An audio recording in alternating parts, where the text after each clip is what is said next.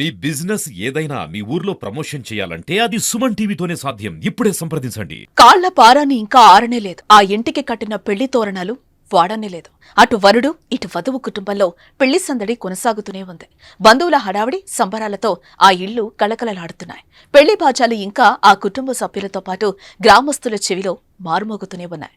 పెళ్లి బాజాలతో కొన్ని రోజుల క్రితం సందడిగా ఉన్న ఆ ఇల్లు నేడు కుటుంబ సభ్యులు బంధుమిత్రుల రోదనలతో తల్లడిల్లిపోతోంది. గుండెలను పిండేస్తున్న ఈ విషాద ఘటన జగిత్యాల జిల్లాలో చోటు చేసుకుంది.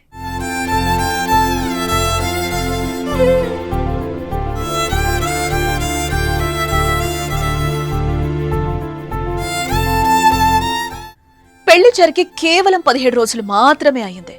భర్తతో హైదరాబాద్లో కాపురం కూడా పెట్టింది. ఇక తన కూతురు జీవితం సంతోషంగా ఉంటుందని భావించారు తల్లిదండ్రులు. అయితే అంతలోనే షాకింగ్ నిర్ణయం తీసుకుందా నవవధువు. ఏ కష్టం వచ్చిందో ఏమో కానీ ఉరివేసుకుని ఆత్మహత్య చేసుకుంది. పెళ్లి కోసం వేసుకున్న కాళ్ల పారాని కూడా ఆరకముందే కాటికి చేరిన కూతుర్ని చూసిన తల్లిదండ్రులు రోధిస్తున్న తీరు మాటల్లో చెప్పలేనిది. జగిత్యాల జిల్లా మల్యాల మండలం తక్కళ్లపల్లి గ్రామానికి చెందిన కనకభాగ్యలక్ష్మిని మ్యాడంపల్లి గ్రామానికి చెందిన ఉదయ్ కిరణ్ తో పెద్దలు పెళ్లి చేశారు. ఆగస్టు 18వ తేదీన కుటుంబ సభ్యుల సమక్షంలో అంగరంగ వైభవంగా వివాహం జరిపించారు. ఉదయ్ కిరణ్ హైదరాబాద్ లో ఎలక్ట్రీషియన్ గా పనిచేస్తున్నాడు. దీంతో పెళ్లైన కొన్ని రోజులకే హైదరాబాద్ లో కాపురం పెట్టారు. ఈ క్రమంలోనే తాజాగా భాగ్యలక్ష్మి తల్లిదండ్రులు హైదరాబాద్కి వెళ్లారు. అక్కడే ఒక రోజుండి కూతుర్ను తీసుకుని స్వగ్రామం తక్కళ్లపల్లికొచ్చారు.